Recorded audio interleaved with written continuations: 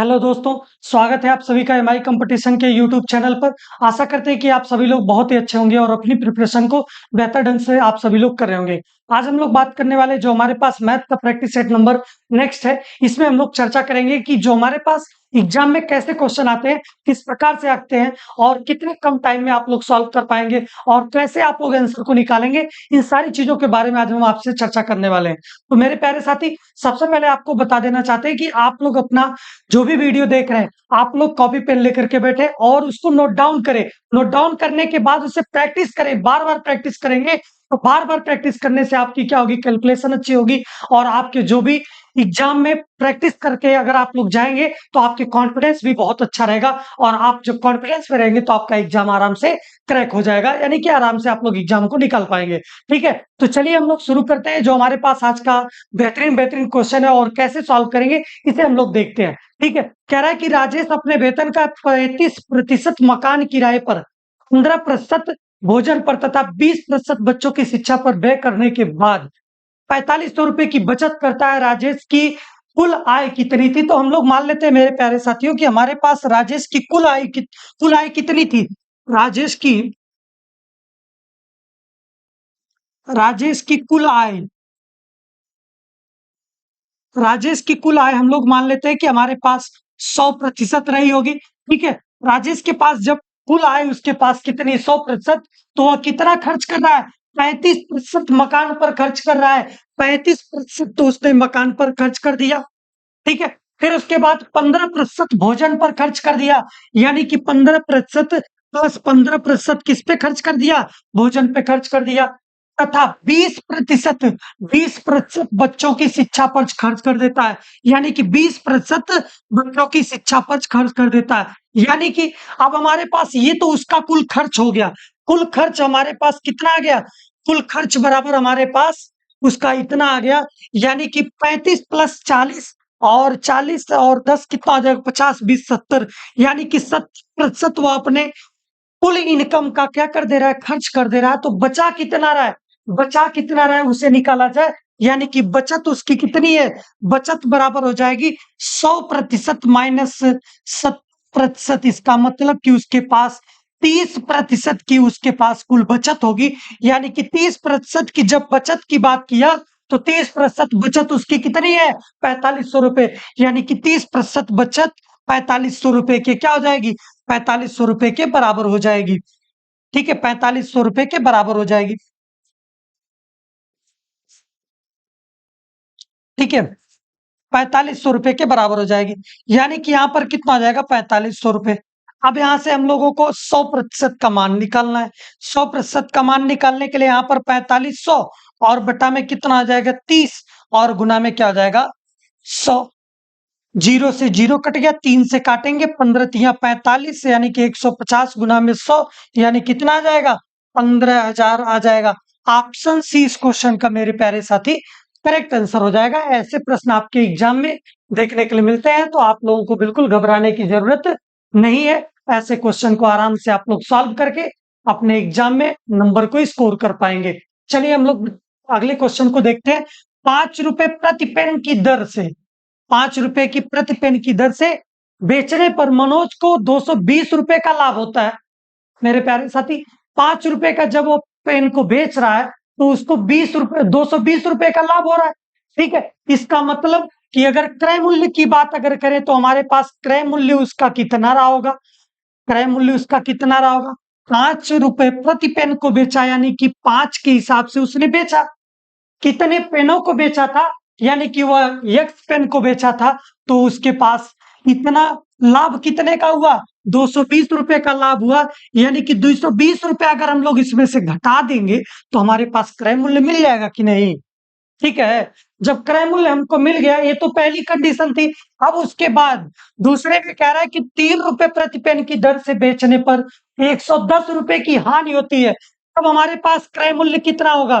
तब क्रय मूल्य हम लोग निकाल करके देखते हैं कि तब क्रय मूल्य कितना आ जाएगा मेरे प्यारे साथी। यहाँ पर आ जाएगा 3 गुना में एक्स, और यहाँ पर ध्यान से समझे, 110 रुपए की हानि हो रही है, यानी कि 110 रुपए की जब हानि हो रही है बेचने पर, तो हमारे पास क्रय मूल्य कितना होगा? 110 रुपए। अगर हम लोग 3x के जो बेचा है उसमें 110 रुपये अगर जोड़ देंगे तो हमारे पास उसका जो क्रय मूल्य रहा होगा वही निकल जाएगा। यानी कि हमारे पास क्रय मूल्य यहाँ पर भी है और क्रय मूल्य यहाँ पर भी है, दोनों को बराबर करते हैं, बायां पक्ष बराबर तो दायां पक्ष भी बराबर, यानी कि 5x माइनस 220 और बराबर में क्या आ जाएगा 3x प्लस में क्या आ जाएगा 110। अब यहां से इसको इधर लाएंगे 5x माइनस 3x और बराबर में 110 और प्लस 220, यानी कि यहाँ पर कितना आ जाएगा 5 में से 3 घटाएंगे 2x बराबर में आ जाएगा आपके पास और 0 3 3 2 से काट देंगे 2 एक कन्नम 2 2 छक 12 2 पंजा में 10,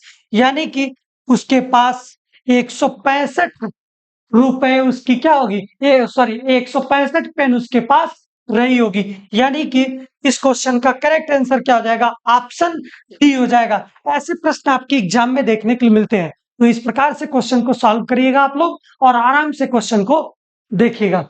ठीक है, चलिए हम लोग देखते हैं अगला प्रश्न। और अगला प्रश्न आपका कह रहा है कि यदि किसी धनराशि का साधारण ब्याज धनराशि का 4/25 गुना हो जाता है तथा ब्याज की वार्षिक दर तथा लगे वर्षों की संख्या समान है मेरे प्यारे साथी, यानी कि रेट की बात जो कर रहा है, रेट किसके बराबर है, समय के बराबर है, यानी कि उसके टाइम के क्या है, टाइम के उसके बराबर है, यानी कि टी उसके क्या हो जाएगा, समय हो जाएगा। रेट और टाइम उसका दोनों बराबर कह रहा है, तो आपको पता है कि हमारे पास एसआई बराबर क्या होता है बाबू, एसआई बराबर होता है पीआरटी अपान में क्या होता है 100 होता है।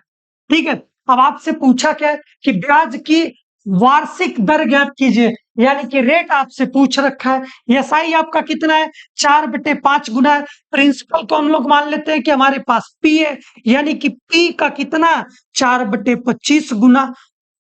ठीक है, बराबर में क्या है पी और आपसे रेट पूछा है, टाइम के बराबर में क्या है रेट है, आपसे टाइम रेट ही पूछा है, इसका मतलब आर एक और आ जाएगा और बटा में क्या आ जाएगा 100। अब इसको हम लोग काट करके देख लेते हैं, ये 25 चौको 100 हो जाएगा और पी से पी आपका कट जाएगा और 4 गुना में 4 हो जाएगा, बराबर में क्या आ जाएगा आर स्क्वायर, यानी कि आर बराबर हो जाएगा अंडर रूट में 4 गुना में 4 बराबर में क्या आ जाएगा 4% अंडर रूट से हटाएंगे, यही आपके पास क्या बन जाएगा रेट बन जाएगा, यानी कि ऑप्शन सी इस क्वेश्चन का राइट आंसर हो जाएगा। इस प्रकार से क्वेश्चन आपको देखने के लिए मिलते हैं। तो चलिए हम लोग देखते हैं अगला प्रश्न। कह रहा है कि एक रेलगाड़ी 390 मीटर लंबे प्लेटफॉर्म तथा प्लेटफॉर्म पर खड़े लैंप पोस्ट को पार करने में क्रमशः 28 सेकंड तथा 7 सेकंड का समय लेती है। रेलगाड़ी की लंबाई ज्ञात कीजिए।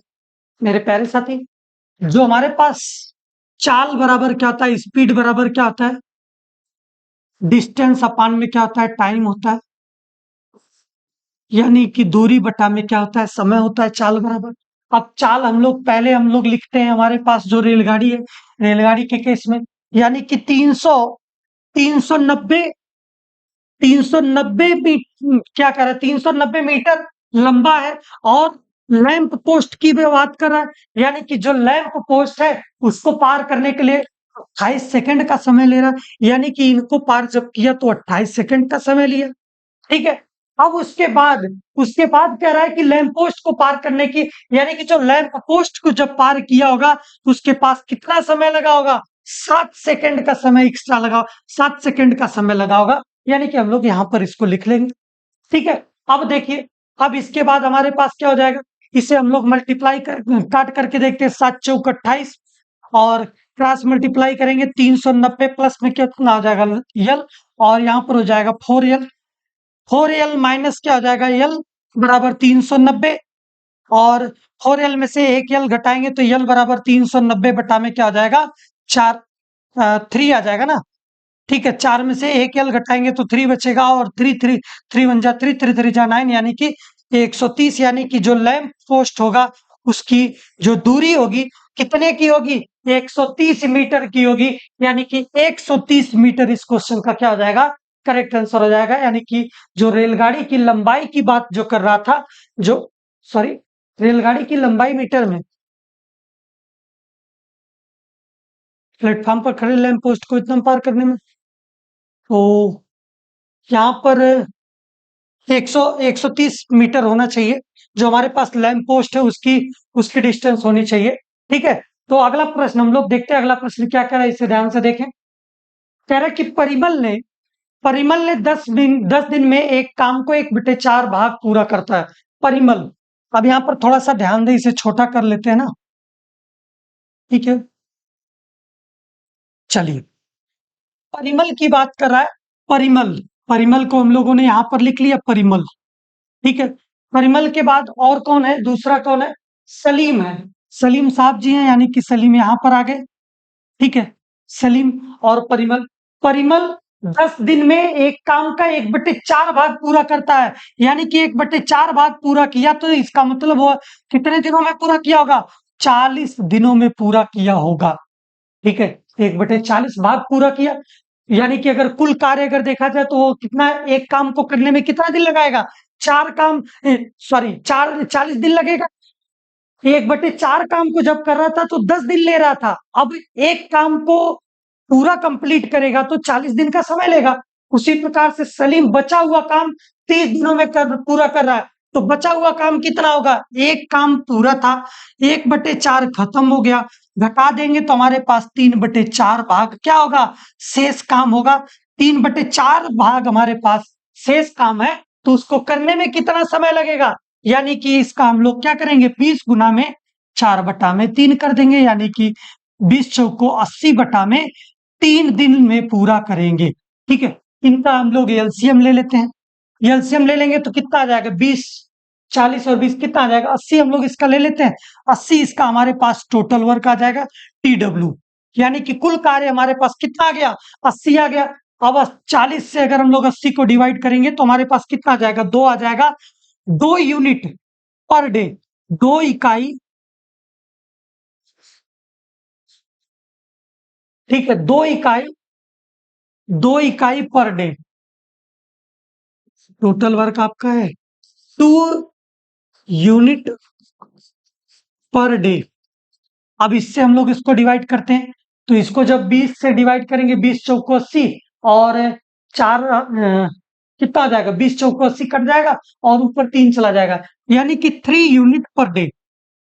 3 यूनिट पर डे इसका आ गया सलीम का।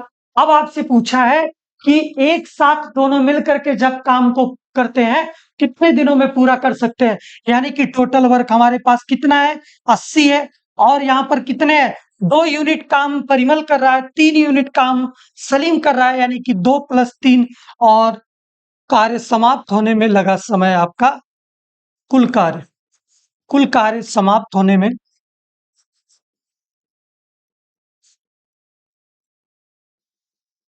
लगा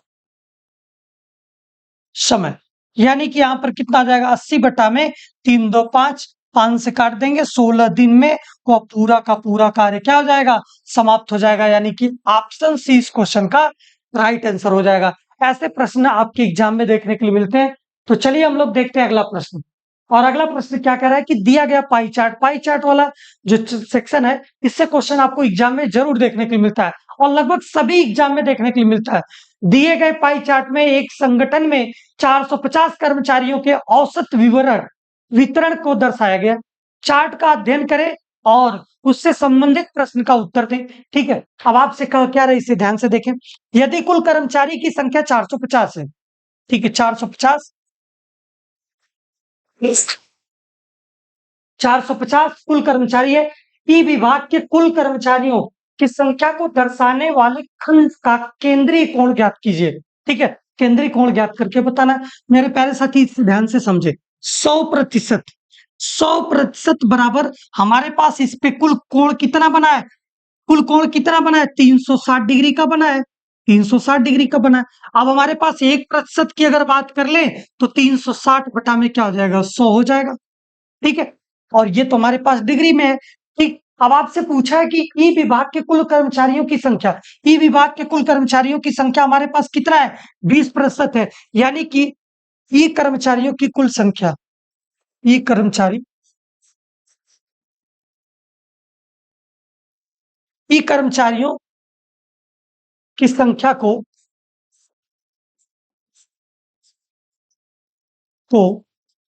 दर्शाने वाले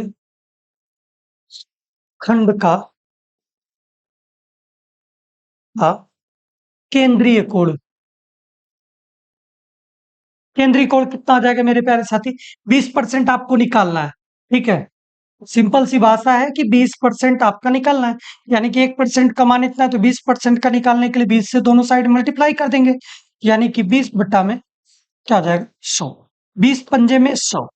ठीक है, अब यहां से इसको 5 से काटेंगे, 5 7 35 और 5 दूना में 10, यानी कि 72 डिग्री इसका केंद्रीय कोण होगा, जो विभाग ई के कुल कर्मचारी हैं, यानी कि ऑप्शन सी इस क्वेश्चन का क्या हो जाएगा? करेक्ट आंसर हो जाएगा। ऐसे प्रश्न आपके एग्जाम में देखने के लिए मिलते हैं। तो चलिए हम लोग देखते हैं आज के अंतिम प्रश्न को, और आज का अंतिम प्रश्न आपका बहुत ही शानदार है। इस प्रकार के क्वेश्चन को आप कैसे सॉल्व करेंगे इसे ध्यान से देखें। ठीक है, इस प्रश्न में कह रहा है कि जो हमारे पास, थोड़ा सा इधर इसको कर दिया जाए ताकि आराम से दिखे अच्छे से। ठीक है, ठीक, चलिए। एक पिता जिसकी वर्तमान आयु 48 वर्ष है, अपने पुत्र से कहता है कि तुम्हारे जन्म के समय तुम्हारी वर्तमान आयु का 3 गुना बड़ा था मैं। अब देखिए ध्यान से समझिए, एक पिता है, ठीक है, एक पिता अपने पुत्र से कह रहा है कि जब तुम्हारा जन्म हुआ था तो तुम्हारे आयु का 3 गुना बड़ा मैं था। यानी कि अगर हम लोग पुत्र की आयु अगर मानते हैं x, तो हमारे पास पिता की आयु कितनी होगी? x प्लस 3x होगी, यानी कि x तो पहले से था पुत्र की आयु, और 3x उससे क्या होगा? 3 गुना क्या होगा? बड़ा होगा, यानी कि x प्लस 3x हो जाएगा। अब बताइए कि पुत्र की वर्तमान आयु क्या होगी? अब यहाँ पर देखिए, एक पिता की वर्तमान आयु 48 दिया हुआ है, 3 और 1 4x, यानी कि 4x हमारे पास पिता की उम्र है। पिता की उम्र, पिता की उम्र दिया हुआ 4x, और कितने के बराबर में दिया हुआ है? 48 वर्ष के बराबर दिया हुआ है, यानी कि 48 वर्ष।